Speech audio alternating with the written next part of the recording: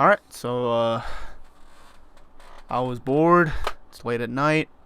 Phillies just lost horribly, 16-2. And I looked over to my left and I saw my microphone that I bought a while ago when I was still doing my podcast. I did do podcasts, yes. And I haven't used this one in a while, and I'm just like, I'm bored. I got some shit on my mind, so why not hook it back up? Let's just get a little rant going here, because there is a lot to rant about with this current Phillies team, this current Phillies squad, Phillies organization as a whole.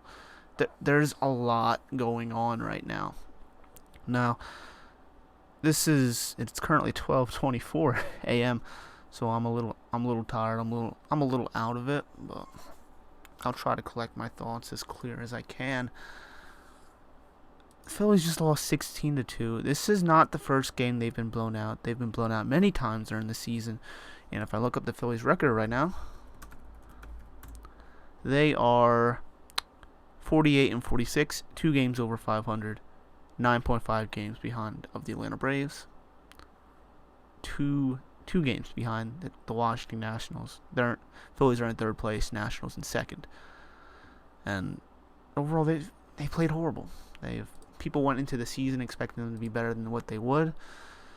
Well, like if you told someone in middle of March, let's say, because that's when they had the full team assembled, that by July 16th, basically right after the All-Star game, they'd only be 2 games above 500, and they'd be about 10 games out of first place, and surprisingly still in the wild card, because the wild card sucks. All those teams in the wild card are underperforming their expectations. Now, if you told someone in March that, they would not believe it. They'd call you crazy. They'd say, this Phillies team, you saw all the additions. We're going to be better. We should be better. How can they do that? How can they fall so far like they have? It's because of management. Now, I have praised Matt Klentak a whole lot for the moves he's made. The off season he had was incredible. It was outstanding. They acquired arguably the best catcher in baseball, even though his stats have plummeted from the offensive side a little bit. But his defense has been A+. They got the best. Again, they got arguably the best catcher in baseball, JT Realmuto.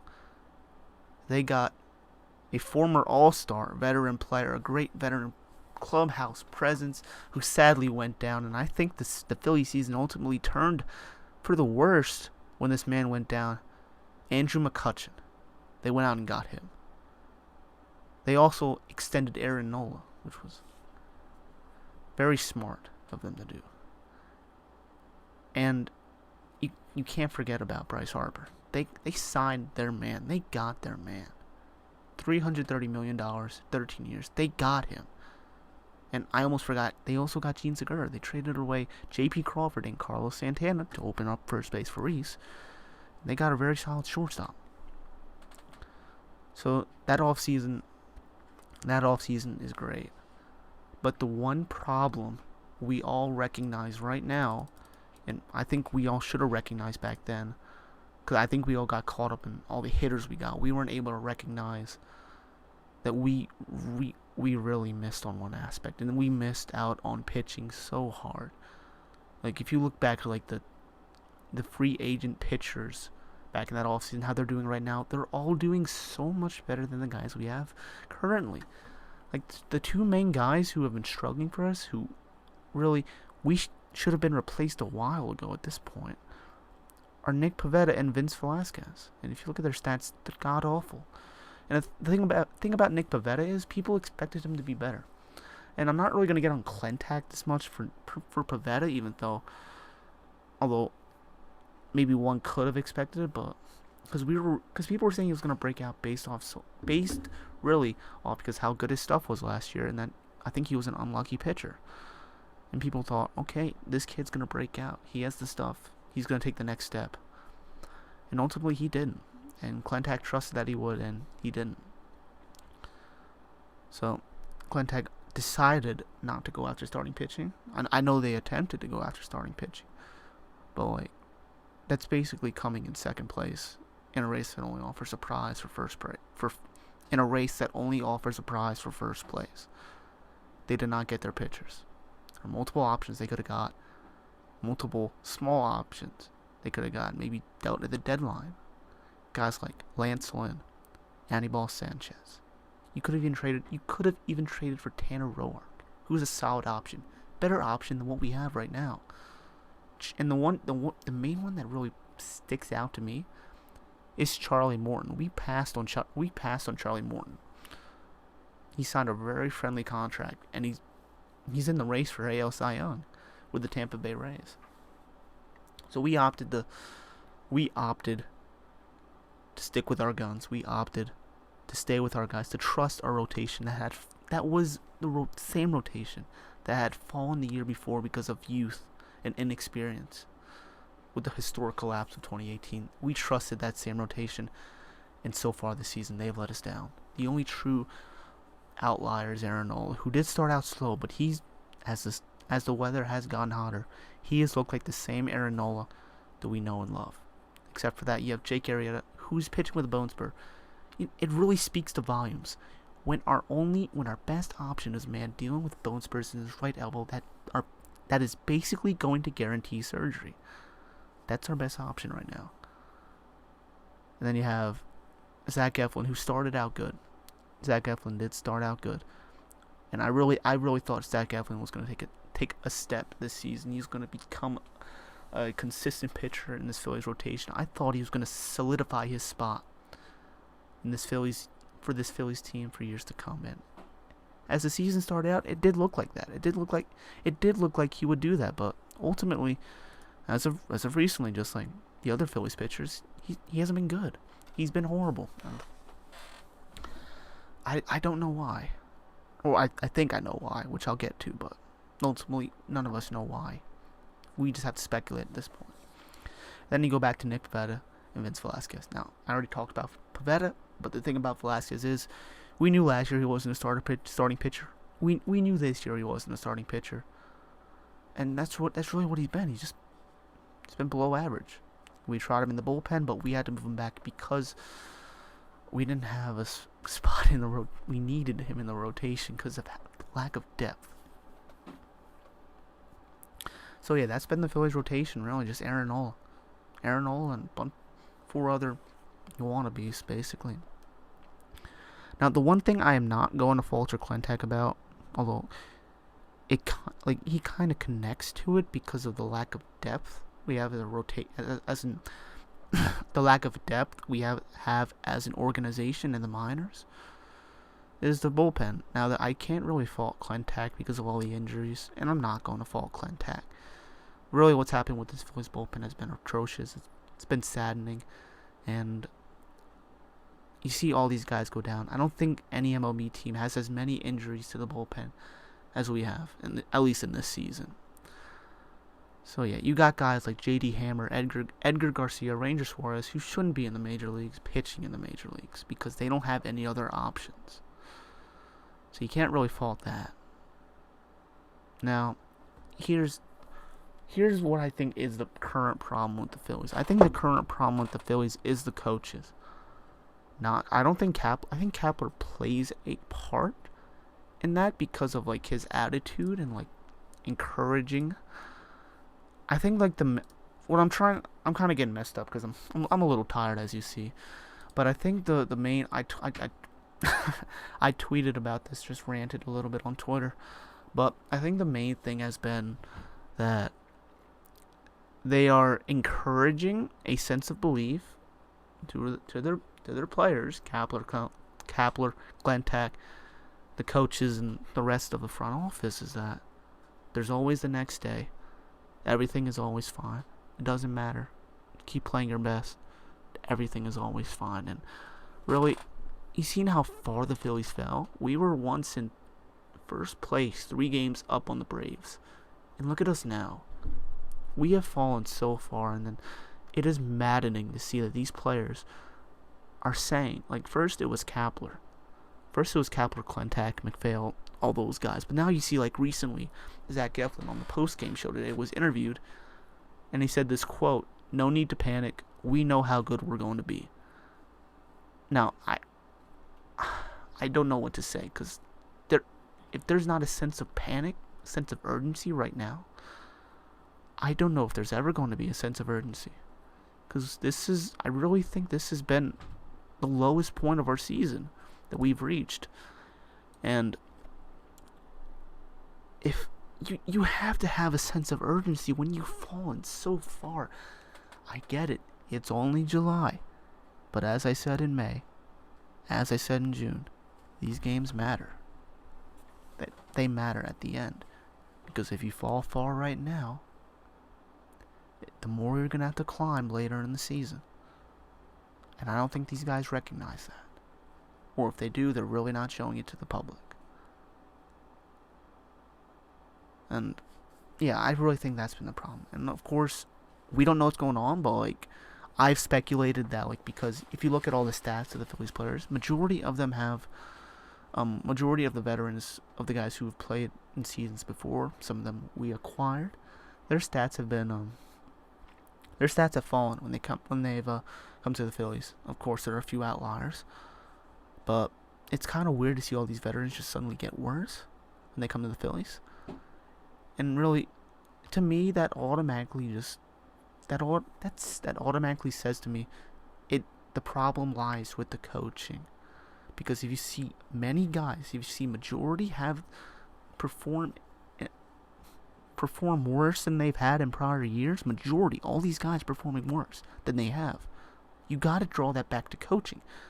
And I really think the philosophies regarding John Malley, the Phillies hitting coach, and Chris Young, who we really never should have hired. We should have kept what's his name? Whatever his name was. I'm tired. I'm sorry. We should have kept him instead of Chris Young. The thing about he didn't keep him, because like teams like were showing interest in Chris Young, hiring them as their hitting coach, pitching coach actually, and the Phillies got scared, so they hired him as their pitching coach. Oh yeah, Rick Kranitz, that's his name. Rick Kranitz was the man we should have kept as their pitching coach. Now he's with Atlanta, and you see their young guys doing well. You see they signed Dallas Keuchel, who was doing well for them. Another arm we should have signed. It really thinks, it really makes you think that, like, the front office really thinks is hiring these guys that are so bad that it's killing our team. Like, I made like a metaphor. I think that's what it's called, of course. Remember, it is late. I'm very tired. I made one of those metaphor things. I forget what it's called. It's summer. Come on, give me a break. But I said in my tweet, they're a toxin, they are a virus. It's a little over dramatic. I like to make things over dramatic. Who doesn't? I really think some truth can be said with that. When you see all these guys come in and become worse, especially when Chris Young takes over, and you see these young pitchers become worse than what they were. The main thing about 2018 Phillies and why we didn't acquire pitching at the deadline last year was because these pitchers were carrying our team, and Clentak believed, he took a risk, he believed that they would keep carrying the team all the way into October, and of course, the collapse happened. And like you saw all those guys perform not good, but better than what they are right now. And then move to 2019 and see Aaron Nola start off struggling, but of course he's getting on a roll now. But you see these guys become worse after you hire Chris Young.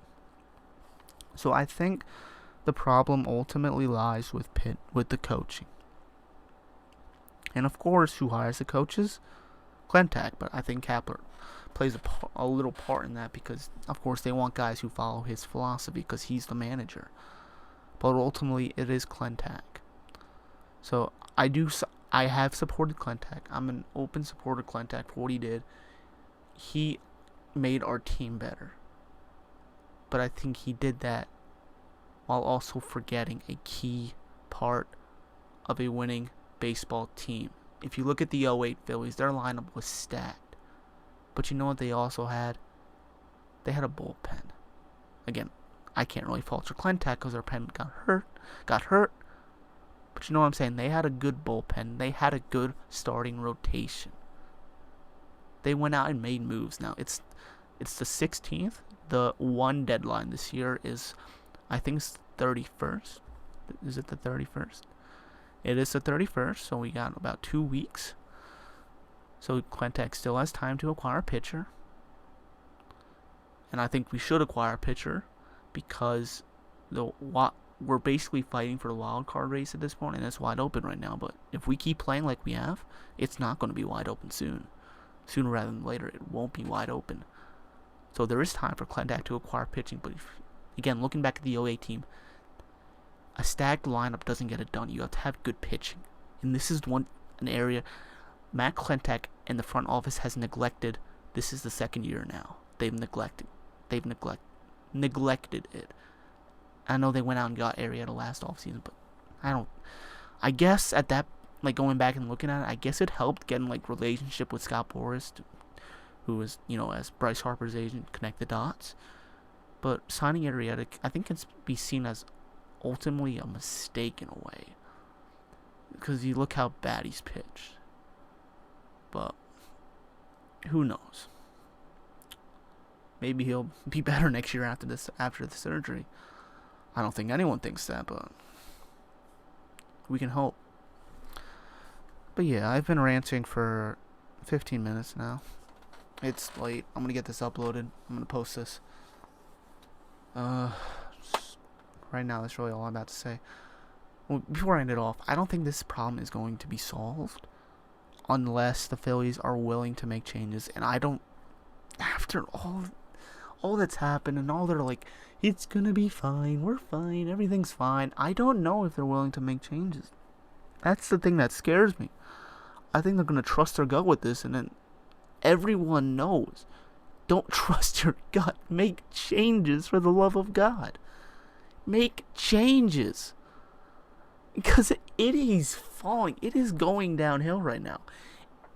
If we haven't reached rock bottom, we're almost there. We're on the road to rock bottom. I wish we were on the road to October, but sadly, I don't think we're going to see the Red October this year. If all goes well and we actually get pitching in the 2020 offseason, we're going to see the Red October next year if we can stay healthy. But this year, I think our hopes of the winning season and reaching playoffs again are dying very, very slowly. It's very sad. It's a very saddening thought that, like, a ton of people had to go through just a horrendous free agency period in the off season, multiple months, just hoping and getting your hopes up for this team, and it's just to let you down so easily. That's why I care so much, because it is incredibly frustrating having gone through that, and then this team just crushing your hopes. So who knows? Maybe they go on a run.